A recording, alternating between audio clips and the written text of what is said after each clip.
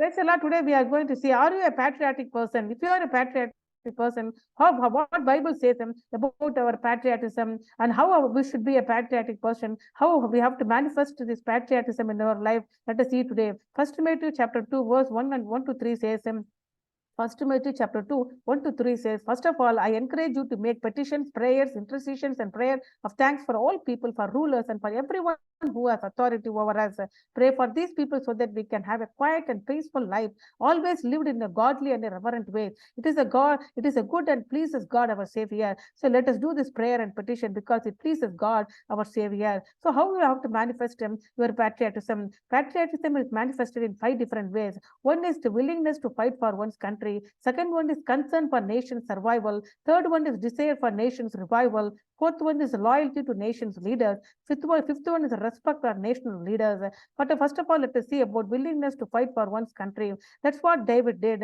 David was a shepherd boy, but once his father sent to the warfare, not to fight, but to bring, but to take food for his brothers who are in the army. At that time, he went there for 40 days. Goliath came and taunting all the people of Israel. They are very afraid to fight the Goliath. At that time, David asked the man who was standing near him, what will be done for a man who killed this Philistine and gets rid of Israel's disgrace? Who is this uncircumcised Philistine that he should challenge the army of living God? The soldier repeated to the David how the man who kills Goliath will be treated. That man will become rich and will become God. The king gave his daughter to that man to marry and evaluate the social status of this family. And the information was given to Saul that one man was a small boy was asking about it. Then Saul called him and he said, David said, I will go and fight against that man. But David told Saul, no one should be, because I will go and fight for this. That's what David told to Saul. But Saul responded, David, you cannot fight this Philistine. You are just a boy, but he has been a warrior since he was a young age. David replied to Saul, I am a shepherd for my father's sheep. Whenever a lion or a bear came and carried off a sheep from a flock, David added, God, help me to rescue those flocks. This man, we are also the God's flock. And this man is one of like an animal, like a lion or a bear. And the Lord will save me. Who saved me from the lion and bear?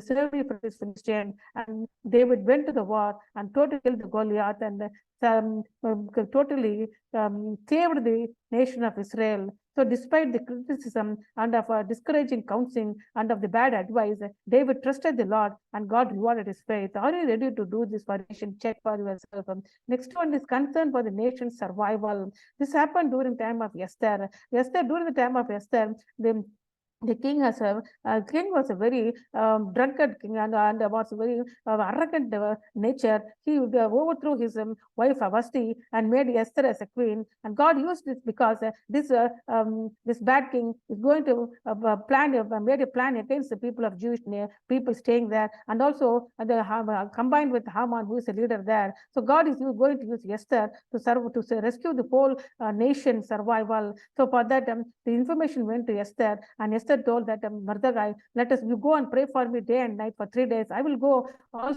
and in front of the king, because he didn't call for me 30 days. If anybody go in front of the king without his calling, he'll certainly kill. But I'm ready to die for the nation. That's what Esther said. God heard Esther's prayer, and all the Jewish people were saved. And instead of that, Haman and his children were destroyed. So we should always have the concern for the nation's survival. In your prayer, you have to pray for the nation's survival. Are you ready to do what Esther was? Third one is a desire for the nation's survival. This happened in the time of Nehemiah. Nehemiah was a cupbearer to the Persian king Artaxerxes.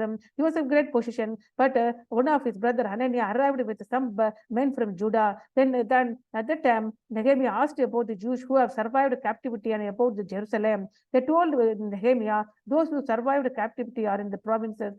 They are enduring serious troubles and being insulted. The wall of Jerusalem has been broken down and its gates have been destroyed by fire. And hearing this, Nehemiah sat down and cried, and he mourned for so many days. I continued to fast and pray to the God of heaven. Then he said, Lord, please pay attention to my prayer and to the prayer of all your other servants who want to worship your name.